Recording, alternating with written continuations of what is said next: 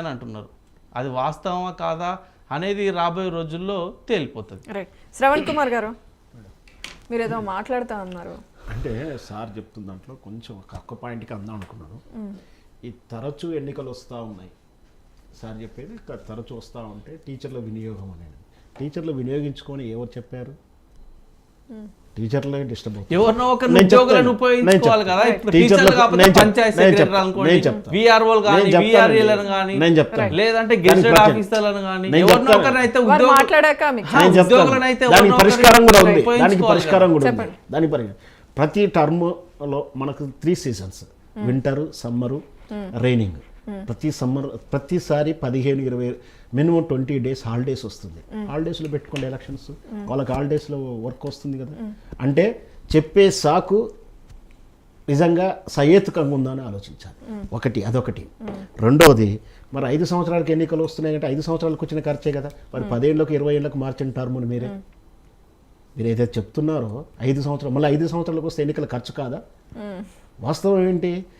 వాళ్ళకి పరిస్థితుల ప్రకారం అదే ప్రాంతీయం, అక్కడ లోకాలిటీ అనేది కావాలి. వాళ్ళకి ఏ సమస్యలు ఉన్నాయి, వాటికి పరిష్కారం ఏం కావాలి, అవసరాలు ఏం కావాలి. ఎన్నికలంతా వచ్చిన మాత్రాన, ప్రతిసారి ఎన్నికలు కూడా వచ్చిన మాత్రాన వచ్చే పథకాలు మాత్రం అమలు చేయకూడదు. కానీ రాజ్యాంగం అమల్లో ఉంటుంది, ప్రభుత్వం పాలనలో ఉంటుంది. ఈ ఫెడరల్ వ్యవస్థ, మన బ్యూరోక్రాట్ వ్యవస్థ అంటే కలెక్టర్లు, అడ్మినిస్ట్రేషన్ అన్నీ పనిచేస్తుంటాయి. ఏది ఆగదు, ఏది ఆగొద్దని కూడా చెప్తుంది. ఉచిత పథకాలు మాత్రమే అవుతాయి, కొత్తగా ప్రకటించే తైలాలు మాత్రమే అవుతాయి. నువ్వు కడుతున్నటువంటి టాయిలెట్లు ఒక ప్రాజెక్ట్ ఏది ఉంటే అది కన్స్ట్రక్షన్ కంటిన్యూ అవుతూనే ఉండాలి. Let me complete. నీకు తైలాలు ఇవ్వడం, ప్రకటించడం ప్రాబ్లము, లేదా ప్రభావితం చేసే ఉచిత పథకాలు ఏదైతే గ్యాస్ ఇట్లాంటి ఉన్నాయి కదా, లేదా 2000 నేను రైతు బంధు పథకం ఏదైతే ఉందో తైలాలు, వాటిని ఆపుతారే కానీ ఇది దేశవ్యాప్తంగా లేదు. ఎక్కడో కొన్ని రాష్ట్రాల్లో కొన్ని సందర్భాల్లో అది ఆపితే నష్టమేం లేదు. దానికి ఎన్నికలకు కానీ జమిలికి భావనకు కానీ డిస్టర్బెన్స్ ఏం కాదు. అంటే చెప్పేయన్నీ కూడా కుంటి సాకులే. దొంగతనం చేసేవాడు దేవుడు నాకు అవకాశం ఇస్తాడు ఎలా చెప్పుకొని సమర్థించుకుంటాడు. నేరం చేసేవాడు ఎలా నేరస్తుడు, నేను తప్పని పరిస్థితుల్లో చేశాను, నాది కరెక్ట్ కాబట్టి నేను నేరం చేసి ఎలా సమర్థించుకుంటారో. దీనికి జమిలి ఎన్నికలకు నరేంద్ర మోడీ గారు చెప్పేది అన్ని కూడా అవి ఖర్చుల నియంత్రణ, అద్భుత కల్పన. మేడం, ఈరోజు రాజకీయ పార్టీలు గగ్గోలు పెట్టేటువంటి విషయం కాదు, రాజకీయ పార్టీ నాయకులు చెప్పేటువంటి విషయం కాదు. సాక్షాత్తు రాష్ట్ర ముఖ్యమంత్రి అసెంబ్లీలో ఒక విషయం చెప్పిండు. ఏమని? అయ్యా మన రాష్ట్రంలోనే అయ్యా నవంబర్ 29 తారీఖు రోజు రాష్ట్ర అసెంబ్లీ ఎన్నికలు జరిగినాయి కదా. తర్వాత మళ్ళీ తెలంగాణ ముఖ్యమంత్రి రేవంత్ రెడ్డి గారు చెప్తున్నా వినండి. నవంబర్ లో ఎన్నికలు జరిగినాయి, రాష్ట్ర అసెంబ్లీకి ఎన్నికలు జరిగినాయి. జరిగిన మళ్ళా 6 నెలల్లోనే మేలోనే మళ్ళా సాధారణ ఎన్నికలు, లోక్సభకి ఎన్నికలు జరిగినాయి. అయితే ఆయన ఏమన్నాడంటే రాష్ట్ర అసెంబ్లీలో మాట్లాడుతూ, అయ్యా ఈ ఎన్నికల కోడ్ ద్వారా, ఎన్నికల కోడ్ పదే రావడం ద్వారా మేము రైతు బంధు వేయలేకపోయినాం, తర్వాత మిగతా పథకాలకు సంబంధించిన అభివృద్ధి పథకాలను చేయలేకపోయినాం. ఇప్పుడు ఎన్నికలు లేవు కాబట్టి వచ్చే జనవరి తర్వాత చేస్తాము అని సాక్షాత్తు రాష్ట్ర ముఖ్యమంత్రి అన్నాడు. ఆయన అనడం కాదు, మంత్రులు అన్నారు.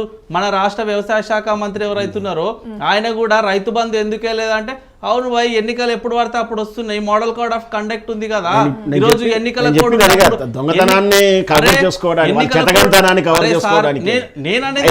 వాళ్ళు అన్న మాటలు మీకు ఎన్నికల కోడ్ ఉన్నప్పుడు రైతు రేవంత్ రెడ్డి గారు అన్న మాటలు మీరు ప్రామాణికంగా తీసుకుంటే రేవంత్ రెడ్డి ఆధార్ మీద కూడా ఎంక్వైరీ చేస్తున్నాడు. ఆధార్ మీద ఎంక్వైరీ